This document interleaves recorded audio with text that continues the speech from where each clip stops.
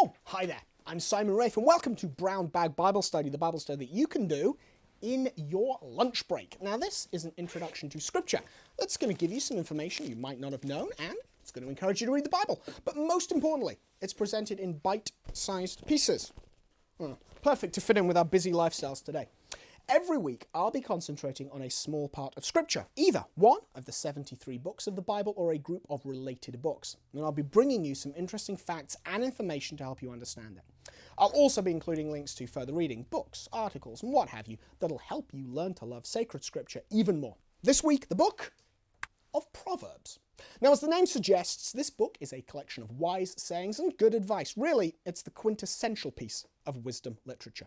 The traditional author is Solomon, the king of Israel, son of David, and a man famed for his wisdom and insights. Now, there are several points in the book where Solomon is explicitly identified as author, although there are additional authors mentioned in the text.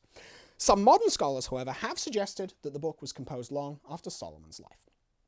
Of course, it's easy to harmonize these various views. Wise men, even one gifted with wisdom by the divine, often stand on the shoulders of giants and will repeat the wisdom of earlier and different thinkers, bringing them together into a cohesive whole. Similarly, in the oral tradition of the ancient Near East, proverbs and other wise sayings will be passed along by word of mouth, being gathered together into a formal written structure only later on. Accordingly, it's very likely this book represents the wisdom of King Solomon, together with the thoughts of other wise men, which was gathered together into this written format much later on. The good advice in Proverbs is presented in a patriarchal or monarchical manner. The head of a household, of the king of a court, he is the one giving advice to his children or subordinates. This reflects not only the traditional manner good advice is given, from seniors to inferiors, but also the structure of Israel, which was strongly monarchical and family-oriented. Like all of the wisdom books, Proverbs presents common sense advice which is often not explicitly religious. However, the personification of wisdom is found in this book, and this is a prefigurement of the incarnation of Christ as the wisdom of the Father. Throughout Proverbs and elsewhere in the wisdom books, wisdom is personified as female. Now, this should not be understood to suggest, and you should be ready for this argument, it should not be understood to suggest that God is female, or even worse, that Christ was somehow incarnated as a woman, but the church covered it up, or some such nonsense. Both Greek and Hebrew are gendered languages, like French or German today, and nouns have a gender, which they don't have in English. The word for wisdom in both Hebrew and Greek is feminine. And so when personified, it's impossible to write of wisdom as male. From the Christian perspective, one of the most important parts of Proverbs is chapter 8.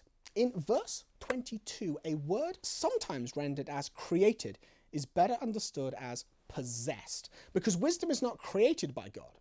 That would imply there was a time when God did not have wisdom. Further on in chapter 8, we see wisdom participating in the creation of all things, and a distinction is drawn between wisdom's relation with God and God's relationship with the created universe. Now, it's not hard to see the clear teaching in this Old Testament book, that wisdom, that is Christ, the Logos, the wisdom of the Father, is not created but is begotten of the Father, and that through him all things are made. So take some time to read Proverbs and put the good advice to good use, but also meditate on the subtle revelation of the incarnation and the internal relationship with the Trinity. If you have time, read the additional materials. Next week, we continue with the wisdom book, looking at Ecclesiastes. Until then, I'm Simon Rafe, and God bless.